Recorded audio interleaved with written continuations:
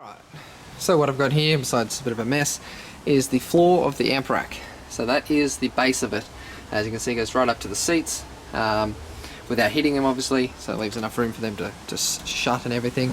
And that will be, the back of that will be where the actual, the rack will sit, and it'll go up to the edges here.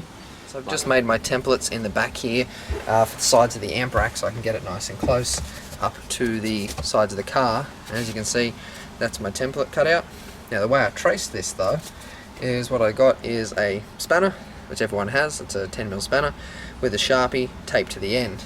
And now what I do is I run it down the panel like so, and as I go down it traces and does that. So you can see what I mean. So it's just going to do a perfect outline of it for me, and then I just cut the panel back. Right, and so now I've got a pretty good outline, as you can see. So now I just work out my middle, width, my height, etc.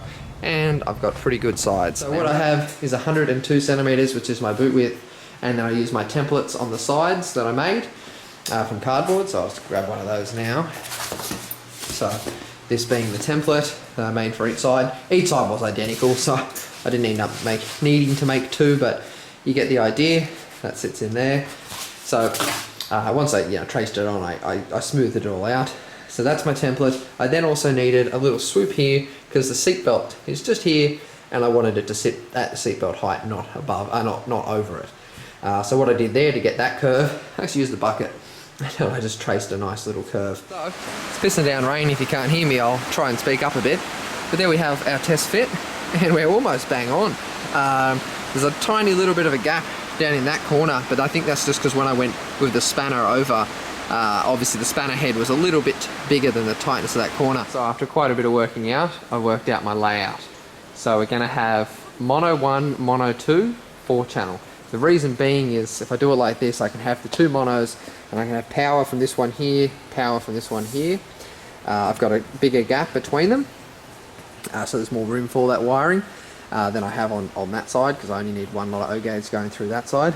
The main reason is the RCAs, because I'm splitting between two amps. It puts the RCAs, which are almost in the center of the amp, like right there, so I can just go RCAs. The distribution blocks I'll be using in the back, so one for earth, one for power. They're considerably big, and you just open them up like that. Inside, they're not as big, but we just have a decent chunk of zinc plated something, and then we've got our just 8mm threads, so it makes that real easy. And I've just done some pre-wiring, so those O-gauge are now onto the actual distribution block, as are the negative O-gauge. I've still got my, I'll put my foot here and hold the lid up. So I've still got my RCAs ready to run to the amps, and all my remote wires. And then I've got the two crossovers mounted there. They're pre-wired. I've still got to add wires that'll actually run to the amp, and then these two side ones are the two rear doors. So everything's kind of neat and pre-wired. This is the top panel, some measurements, and so this is obviously to the sides, just trimmed in carpet, as is the actual underside of it. This is the top piece that sits over the top of the amps. Now these are cutouts on the front as we go along. These two, you will see the visual, you'll actually see the focal amp underneath those two cutouts. This cutout, you won't see the amp. You're actually going to see this piece of perspex I have, which, as you can see, I've taped it, but it's got focal etched in it. And I'll be able to put some lights into it and have a full light up focal logo. Alright, so that is the top of the amp rack cut out. I've got the top grill part cut out, and then I've got the two sides. So all of this I'm going to router the edges on all of these, and then I'm going to construct it. And there we have the amp rack constructed. So I have glued and tack nailed the whole front piece on. It's just 6mm, so I wanted to keep it light because I'm going to be attaching it with clips, so I don't want to have it too heavy so it doesn't fall off. So anyway, there we have the nice front panel where you can see my two amps, and then I'll have the perspex. The top grill panel is also attached in there, and so once I trim it all, I can then just attach the grill from the back, because this panel is removable. Right, so there we have our double thickness sides, which have been routed with a flush trim, and then a kind of a round over as well. And then we have the front of the amp rack. So that is the front panel. I've just got some clamps holding it here while it's the glue sets, which it's just about dry, and obviously double on that side as well. I've just mounted in my mounts So here are the female sides of my clips, and the males obviously in this side. So I'm not going to push it together right now, I'm just letting it all set, because I've put a little bit of glue in each one as I push them in. But as you get the idea, this whole panel flips over and just clicks straight into that one. As for the sides, this is I'm not happy with. So what I'm going to try, I've actually got some 3mm here, which I bent. So I actually wet it and bent it and shaped it. And what it's going to do, as you can see the cutout, is shape just like this, meet up with there, and give us like a curve. So what I've done here is this is a piece of 6mm. I also mounted some 18 here as a brace, and this is actually mounted to the actual amp rack. And as you can see here, we have about a 3mm gap. That's enough for trim, because this panel still comes out. Now what I can do here, and I've also put a 45 on this lip, this panel here will now attach just here to that 6mm, and I'll attach here to the wood. This here, where it's kind of lifting up, I will bend it back down and clamp it. And as you can see, we have a perfect profile. So when this is in the car, because this is the wheel arch, obviously this will not be open. And on this end, I'm leaving a 3mm height difference here, so I can put a panel in here that will close it up. Alright, and my amp rack officially has wings. So there's the sides on. I ended up, because it's only very thin wood, I actually used staples instead of nails. So I've got the little tops on too, and the caps. And obviously there's nothing in the bottom hole. But again, once it's in the car, that's actually just where the wheel arch sits. Right, so I've got the main part of the amp rack all trimmed. Obviously not the back side. The back side of it, we'll have the box right up against it, and we'll also have the box will go edge to edge, so you won't see any of this. But we'll come around the front now and have a look. So I've got that seat flipped and this one flipped all the way up, and as you can see where she sits, neatly there just under the seat belt. Here's the amp rack lying down. I've got all 3 amps positioned inside. As you can see, the 2 that you will see, and the center one, although the amp is there, there's going to have the Perspex panel right over the top of it, so you won't actually see that amplifier. Also, it's got the most amount of airspace around it, because it is kind of covered. Sorry, these amps have heat sink all the way around them. They have cooling fans, and on top I've got the big open grill, so I shouldn't have any issues with heat. So I've just started wiring the amps now. So this is New Concepts OFC O gauge. Now I will say that in the 2 mono blocks, so these 2 on the right, it went straight in. So they are most definitely O gauge inputs. On the 4 channel, it is a struggle to get it in, so that is only 2 gauge inputs. But I'm pretty sure it says in all the manuals that they're all 2 gauge. But these 2 are definitely O, but that is 2. And this is the wiring nearly complete. So all of the power cables and everything, as you can see, neatly go down, down and into here. In here is pretty neat considering. There's 6 pieces of O gauge running there, or 4 speakers, 2 crossovers, etc, etc. So that sits like that, and now the seats obviously fold down over the top. It's not 100% complete because I'm only running 2 lots of like sub wires out right now. The middle amp actually is doing nothing, because I'm just going to run a little temporary setup while I build the new box. Also, this wire here will be running some LEDs. That's a power wire from the front, running some LEDs in the front of the amp rack, and so you'll see that by the end of the video. But that's not finished yet either, and I'm not sure obviously on the actual all the speaker wires there and the blue wires there. I might just put some conduit cable over them. I think that will look a little bit nicer than the mess of wire. So guys, and I am done for today, and then we have 3 amps, as you can see, all turned on, finished.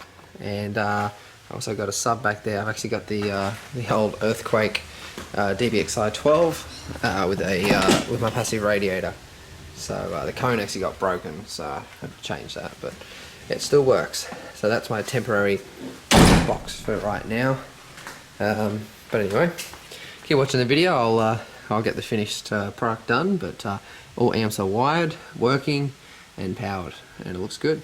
Right, and here's the front of the amp rack trimmed in black suede. Well, it is a fake black suede because it's very thin, but it also makes it really easy to trim with. So anyway, that's that. Obviously the downside to it is it's quite thin, so it's easy to rip, so you'll be very careful when you're trimming with it. But there you go, that's trimmed in the suede. Obviously I can do that. And so now I'm going to put the grills in the top. So I've got those just here, and all the sides are trimmed and everything. Not that you see the sides because they just push in, but it is fully trimmed up with the grills in. So they look quite nice. They're a black grill. They might look a little bit shiny on camera, but they are black. And so if I turn it over, as you can see how I've trimmed, in here I've just literally stapled with 6mm staples all the way around. This is only 6mm MDF, but by the time you add the thickness of the actual grill, you've got about 1 millimeter to play with, so they don't come through. So anyway, that's the grill all sorted. Now I am thinking of putting grills on the front of these two, because I feel like it might feel a bit unfinished having grills on top and these two being open. Right. So there we are in the car. It does look great with the suede, but I do think it needs the grills on the sides. Right, so what I've done here is put the grills on the sides now. And the way I've done it is so that when you're standing on the driver's side, so say this side of the car, you can't see through that grill. You have to be front on. And then same with this one, when you come over this side, as you can see, you kind of can't see through it. It kind of goes opaque there and it stops it. The reason I've done that is just so you don't see inside there and see the inside trimmings. So when it comes to this side, it actually blocks you out. And same with this side, when you get to on that angle, it blocks you out. Obviously straight on, and through here you can see. So here we have the perspex in place, and I've just went around it with a gap filler, acrylic gap filler, and glued it on. I've also glued a strip of red LEDs just down the bottom there for the same reason, just to shine light. Now obviously on the other side, the light actually, the actual cutout is only about this big, so that light is pretty much most of the length. I think the perspex will start right here at the writing, but it'll shine pretty well throughout. So that's that. I've got the light pre-wired, and that's all finished. And then obviously in the car side, I've got that pre-wired now too. And I love it, the way that turned out. It wasn't supposed to turn out like that. It was supposed to be a mirror. For some reason it cracked. This is the paint called mirror paint, which does work quite well on glass, but when on perspex, it all cracked. But it looks sick. It looks like broken glass. So I actually quite like it. Anyway, there's that. I'll turn the light on here, just show you a better view. And as you can see, it all matches up with the sides, grills, broken glass in the middle. And as you can see, that grill looks different from this one, but when you're facing them from the same angle, which is like straight on, they look the same. So I will show you that in a minute. There's a view from the front, just like that. Now the grills, as you can see, look the same when you're looking at them from that angle. So what I'll do now is I'll turn the amps on, and on will come the Focal logo as well. And boom. So there we have my light up Focal logo, and obviously the Focal logo's on the sides. Now what I'll do, I'll just turn some lights off. Spirit of Sound does not glow orange, it is just red. That's just the camera overcompensating. But now it looks very cool. I love it. So that's my middle, there's my amps on the sides. Obviously there's a 3rd amp in the center there behind that panel. But that's it, guys. There is an amp rack in the Jackaroo. Put a little light back on there. As I said, I'm not finished with the wiring. I'm probably going to do some conduit over the blue ones, so it's just literally one single black, one single black. And that'll be it. Then I'll be done with the wiring. There's really not much else to do. So again, I'm really never going to flip these seats up. It's going to just sit like this. But occasionally, if I want to, I can. On the whole, I'll drive around with the whole thing up. So really, this is just a big waste of time. Alright, here's a view from the front with the seats folded all the way up. I'm pretty happy with it. I've actually just shut the garage door just to show you this, what it looks like. So there you go. Again, the camera is overcompensating. Spirit of Sound does not glow orange, it is just red.